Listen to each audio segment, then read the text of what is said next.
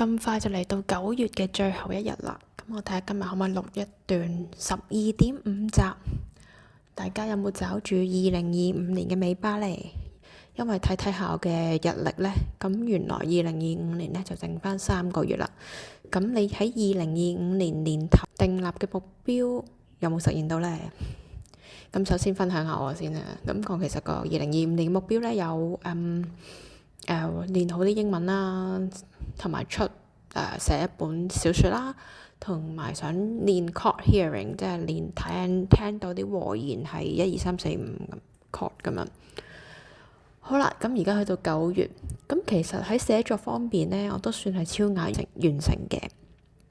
咁我寫咗2本書啦，不過實在太忙啦，未上架，因為第一次上架都需要花少少心機。咁我應該今年之內會搞掂佢嘅，大家密切留意我嘅新書。另外就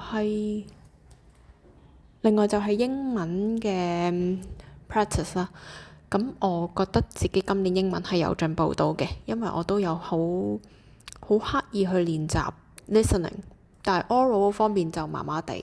咁首先我覺得我聽電話或者聽到同事講嘢都清楚咗，但係就自己 oral 嘅時候都係啦啦咳咳食晒螺絲咁樣。希望自己個會話真係唔但求可以似 native， 但係我覺得至少要流暢先啦。咁嚟緊呢3個月呢，我 set 咗 priority 咧，應該係多啲英文劇啦。譬如我好中意睇 Wednesday， 咁我就會不斷聽啦。雖然其實 Wednesday 講嘢真係好快，同埋啲字又好深呢，其實我唔明，聽唔明又聽唔切嘅。咁但係唔緊要，都因為中意睇啊嘛，咁咪可以聽多幾次，睇多幾次啦。咁同埋有時中意一啲佢哋嘅對話嘅段落呢，覺得自己適合去講嘅話呢，就會mirroring 啦。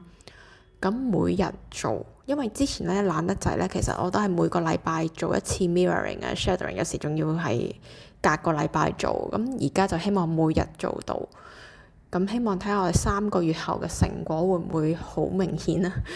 咁最後一樣咧就係caught hearing，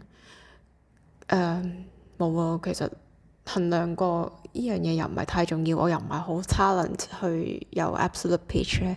咁今年呢個情況就要放棄咗先啦。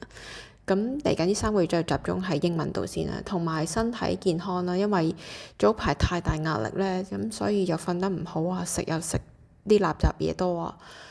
咁我就諗住呢3個月咧就要調節好身體啦，減低亂食嘢嘅慾望。咁嚟緊再分享俾大家聽成唔成功。咁同埋我都會出一啲小冊子去分享翻我點樣 deal with 呢啲唔好嘅飲食習慣或者唔好嘅習慣。好，今集就短短地，希望大家鍾意。拜拜。